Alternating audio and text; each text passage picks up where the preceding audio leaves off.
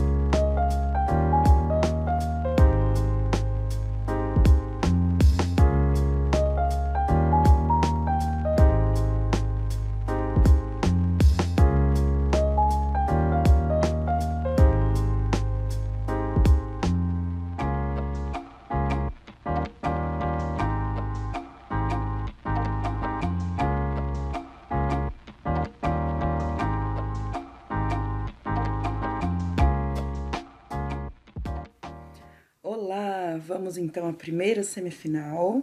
Eu comecei lendo Erva Brava, da Pauline Tort. O segundo conto do livro, eu tô lendo na ordem, tá? Algumas pessoas me perguntaram qual é o meu critério para escolher os contos de cada livro. E eu tô indo na ordem. Então, nas quartas de final, eu li o primeiro conto de cada um dos livros e comparei o primeiro de um com o primeiro do outro. E agora, na semifinal, estou lendo o segundo conto de cada um desses livros que avançaram na Copa. Então, eu li o segundo conto do livro Erva Brava. O conto se chama O Cabelo das Almas. Ele é curtinho, tem 7 páginas. E a história é assim: uma família da zona rural está mudando de casa. E a história se passa depois que eles colocam os pertences deles na carroça e estão levando para a nova casa. A casa antiga é o ranchão e a casa nova é o ranchinho. Os dois terrenos eram da família e o marido decide vender o ranchão para ganhar um dinheiro e comprar alguns eletrodomésticos e tal. E a esposa fica muito brava com ele. Brava assim, muito chateada. No conto a gente percebe que ela está remoendo aquilo, achando que ele não deveria ter vendido o terreno do ranchão. Então a gente acompanha o casal, que são o Chico e a Rita, nessa viagem do ranchão para o ranchinho. E nesse meio tempo ele tenta conversar com ela e ela não quer muito papo. A gente acaba acompanhando mais o ponto de vista dela, que está muito chateada em ter que abandonar a casa onde ela teve os filhos dela, em que eles plantavam milho e tinham uma criação de galinhas. E para piorar, eles precisam, para se mudar para o ranchinho, eles precisam expulsar um casal mais velho, casal de velhos, eles chamam assim, que mora lá no ranchinho, e esses dois não tem muito para onde ir. Então a esposa tá muito chateada mesmo. No ranchinho tem alguns rumores sobre aquela casa, que a própria mulher do casal que está sendo expulso conta para Rita. E um dos rumores é que tem uma alma penada, uma espécie de assombração ali na casa. Também existem rumores sobre uma onça que ronda a propriedade e mata os cachorros, e sobre incêndios que seriam causados por fazendeiros da região para expulsar a população pobre. E além dos rumores, tem a ameaça bem real da expansão da soja.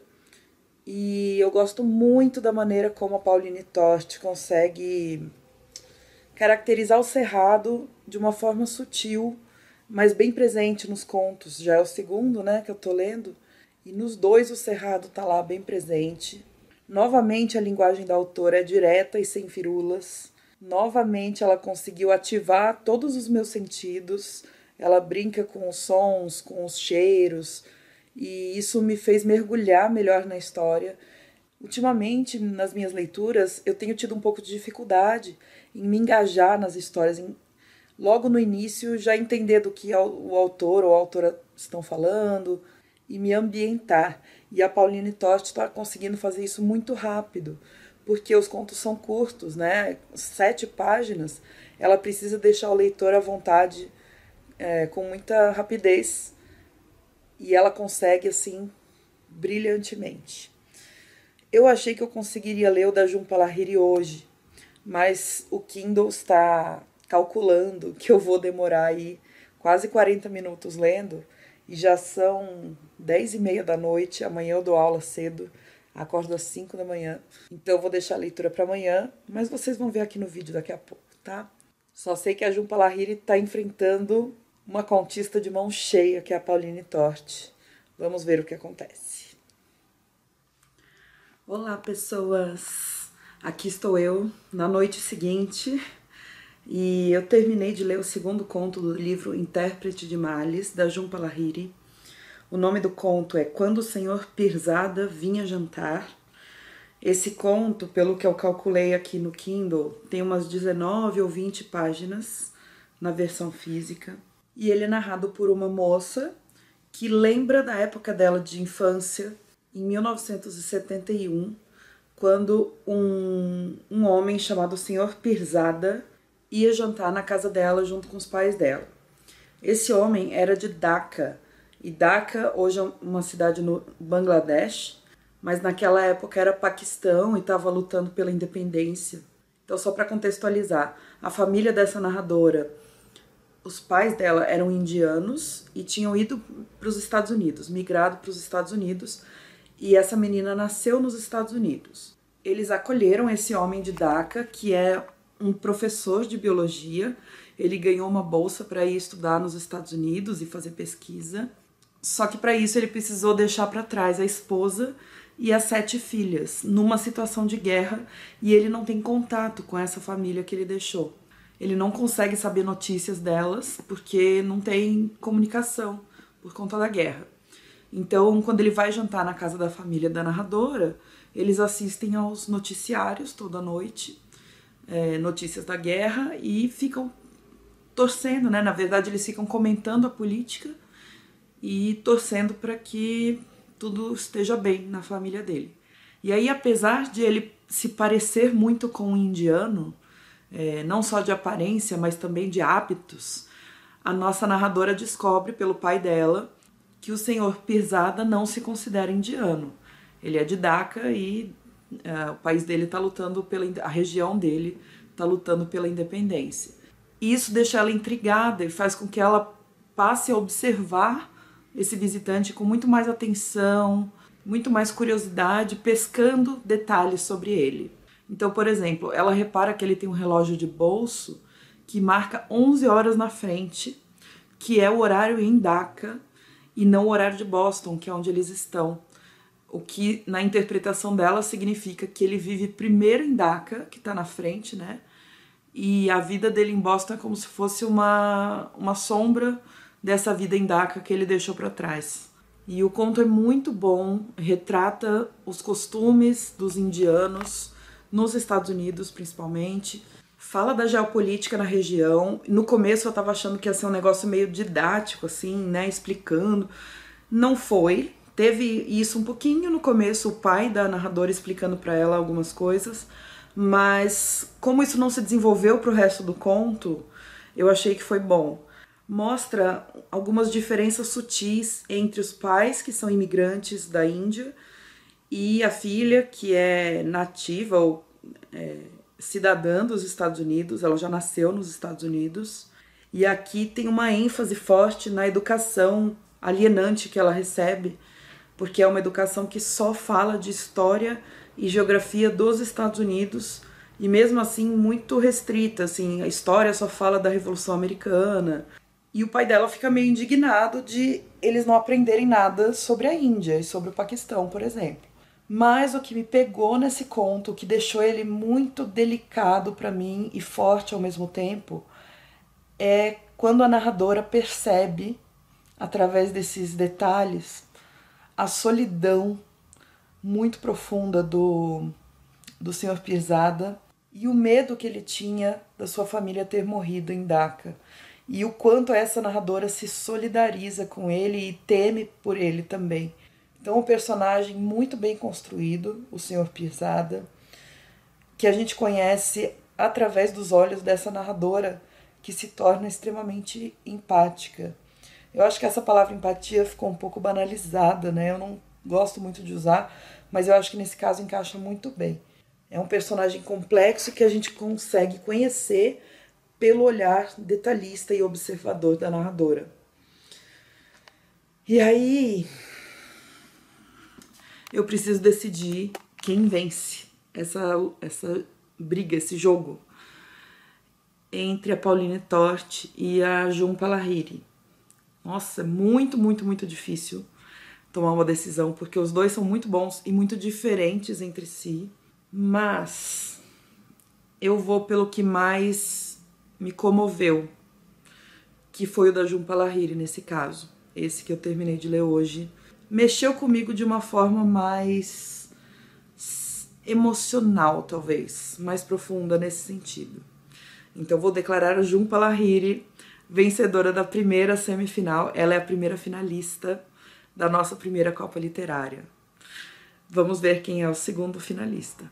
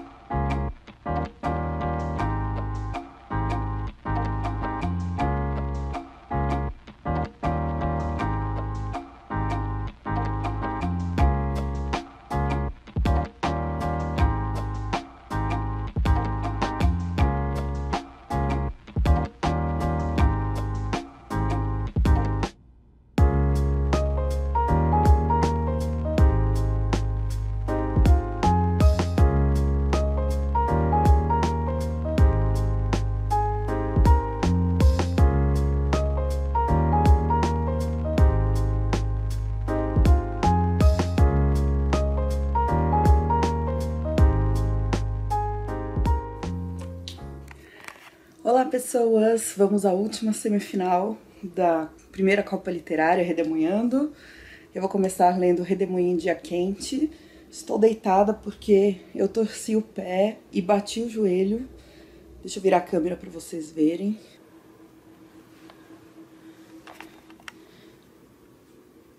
Aqui tá o machucado do meu joelho. E aqui estão as muletas que eu estou usando para me apoiar e conseguir me locomover pela casa. Mas tá tudo bem, até que tá melhorando rápido.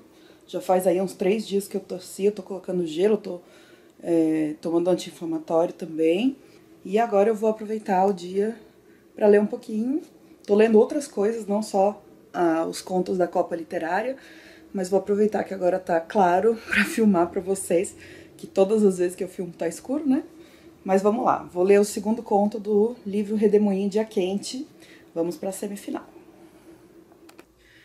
Bom, gente, então acabei de terminar o segundo conto do livro Redemoinho em Dia Quente, chamado 5.000 litros. O conto tem 7 páginas, é bem rapidinho, linguagem direta, objetiva, bem informal, cheio de diálogos e oralidade.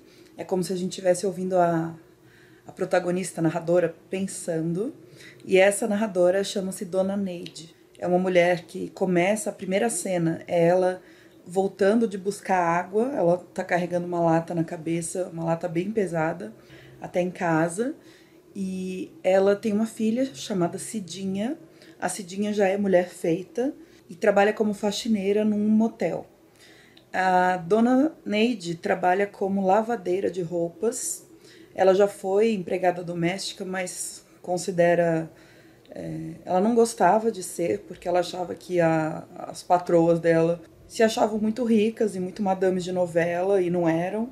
Então ela fica pensando sobre a dignidade desses trabalhos, tanto da filha quanto dela. O da filha ela acha indigno e humilhante ter que limpar a sujeira da safadeza dos outros. É assim que ela vai colocar. E ela tem sonhos. Por exemplo, ela já viu na televisão aeromoças e ela acha que parece uma profissão boa e bonita para a filha dela. E o outro sonho dela, o principal, que dá nome ao conto, é adquirir uma caixa d'água para casa dela de 5.000 litros, para ela não precisar ter que ir e voltar sempre carregando a lata de água na cabeça. Só que enquanto ela tá nesse sonho, nesse devaneio, ela tropeça na lata de água, cai no chão, quebra o braço, e a partir daí ela não pode mais lavar roupas, e a filha dela tem que dobrar o trabalho para poder ganhar mais dinheiro, e começa a ficar absolutamente exausta, além de irritada, porque a mãe acaba sendo muito teimosa, ela quer tentar lavar a roupa com o braço bom, e demora o triplo do tempo, enfim, e vai acontecer mais coisa, mas não muita coisa além disso, porque o conto, como eu disse, é curto, né, 7 páginas, e assim, é muito brasileiro, essa situação toda das profissões que são mostradas aí, que a gente sabe que no nosso país são atravessadas por condição de gênero, de classe também, muito específicas, né? Mulheres pobres, na maioria das vezes mulheres negras também, condição de raça, embora isso não esteja dito no conto.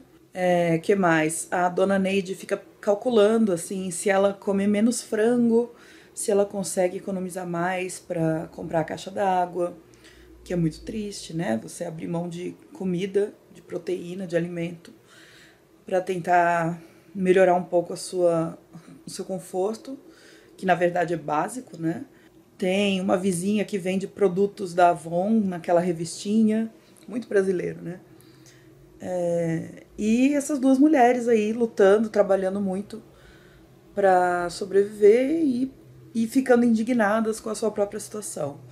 Então é um conto bem bacana. Eu tô gostando muito, viu, do Redemoinho Dia Quente.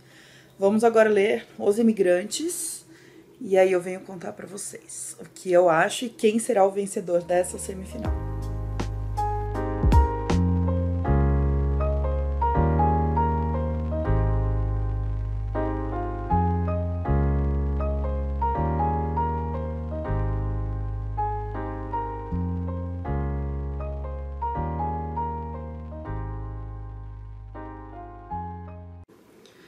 Bom, gente, já está entardecendo, acho que vocês conseguem ver aí pela luz. Terminei agora o segundo conto do livro Os Imigrantes, que chama-se Paul Bereiter, não sei se é assim que se pronuncia. Ele tem 35 páginas, um conto longo, e eu tenho bastante coisa a dizer sobre ele.